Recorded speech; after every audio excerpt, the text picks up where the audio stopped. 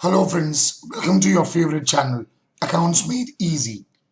In this video, we are going to understand the concept of financial management. So, to start with, let's first understand when someone says finance management, what do we actually understand? Finance management means planning, organizing, directing, and controlling the financial activities such as procurement and utilization of funds of the enterprise.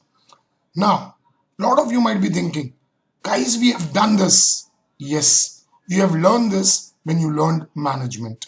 Therefore, if you look at the second line, it states it means applying general management principles to financial resources. Now, when we look at the meaning, there are two terms which are very important. One called procurement and other one is called as utilization. If I am supposed to simplify it, the word procurement here would simply mean that how are we going to arrange our funds? All right. So the sources from where the business is going to receive its money. And utilization, I hope we all understand it. How are we going to use it? Or how is this money going to help business? So this is the meaning.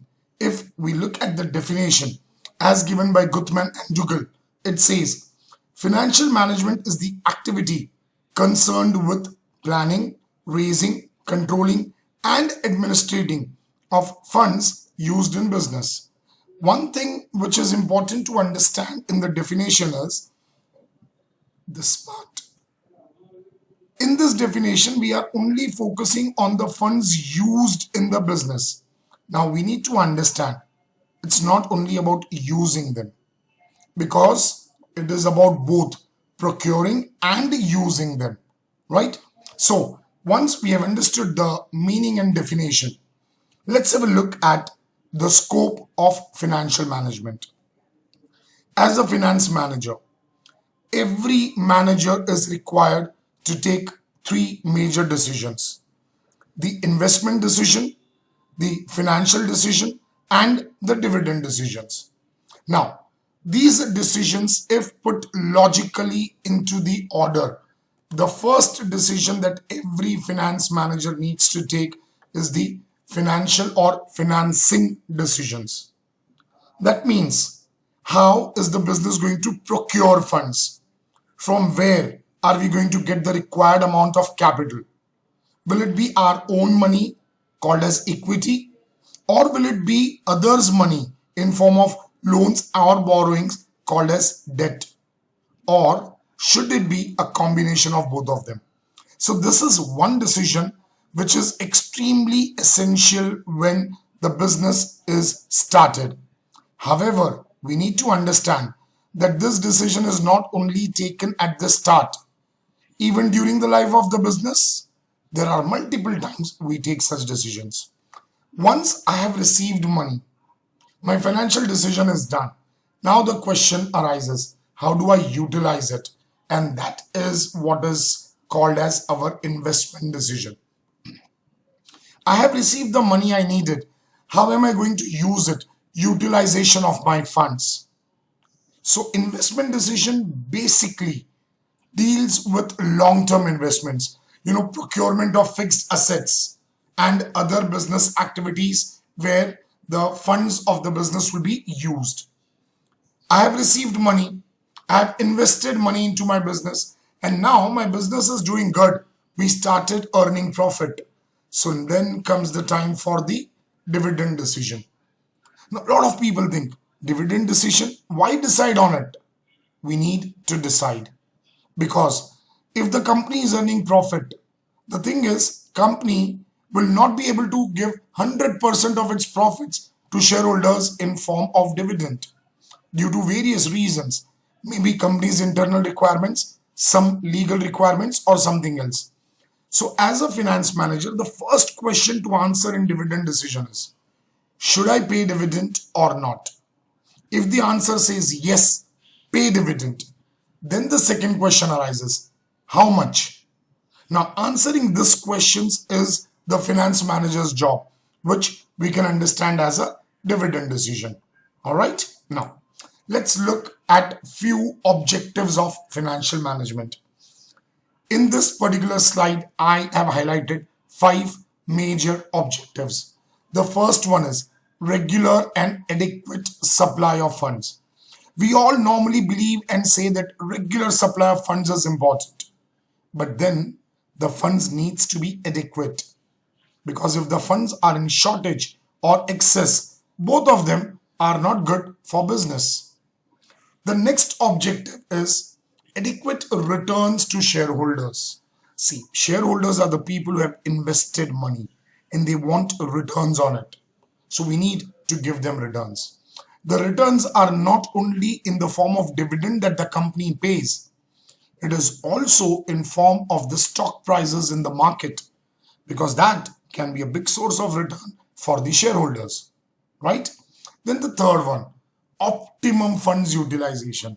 Guys, this is what you have been learning in economics. Optimum utilization of available resources. Exactly, that is what it means. Whatever funds we have, let's make the best use of it. All right. The next one is safety of investments or safety on investment. That means investors have trusted in the business. They have put their hard-earned money into the business. Now it is the responsibility of the business to make sure that the investment of our investors, maybe in form of equity shares or any other kind of loans or borrowings, that needs to be safe. And the last one is sound capital structure. Before we enter into the meaning of the term sound capital structure, let's understand what is a capital structure. Whenever a business collects its capital, as we discussed earlier, it has two options. One, its own money called equity.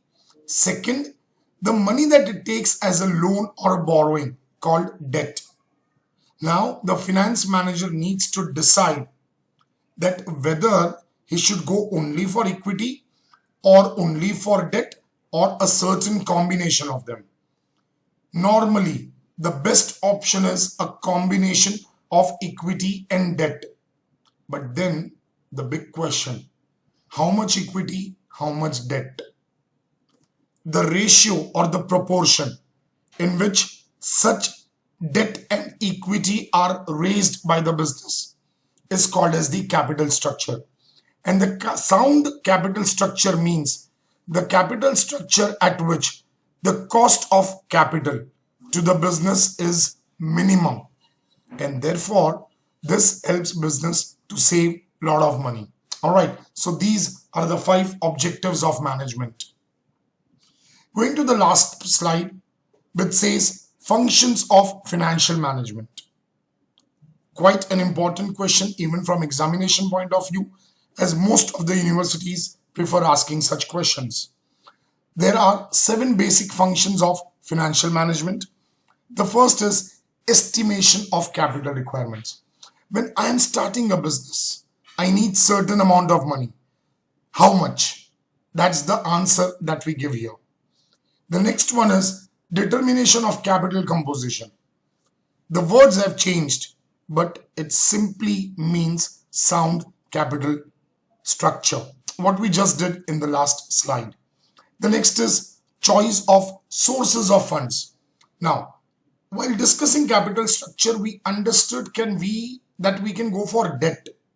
Now, when I say debt, see, there are multiple sources. I can approach a bank, take a loan. I can go to public and issue debentures, or I can even go to public for the deposit. Okay. Now, public deposit or debenture or bank loan, what source would be the best for my business is to be considered. Once this function is done, the next one is investment of funds. Guys, we received money. Proper utilization of funds is important. That's investment. And next is disposal of surplus.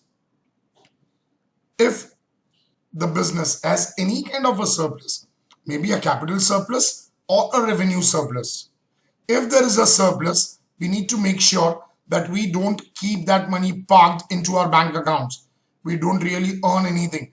We need to dispose of the surplus in the best possible way. All right. And of course, the sixth point, management of cash. I hope we all know that cash is the most liquid asset that a business has, because cash is actually the definition of liquidity, and we need to manage cash in the best possible way. The exact or the most adequate amount of cash is to be kept with the business. Rest of the money can be invested, maybe in short term or long term, depending on various requirements of the business. And then the last function is financial controls.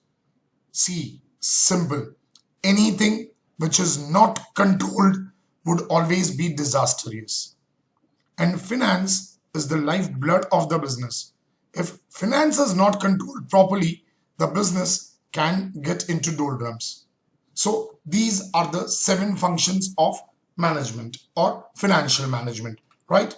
So that's it, guys, in this video. See you in the next video. Till then, thank you, guys. Take care. Bye-bye.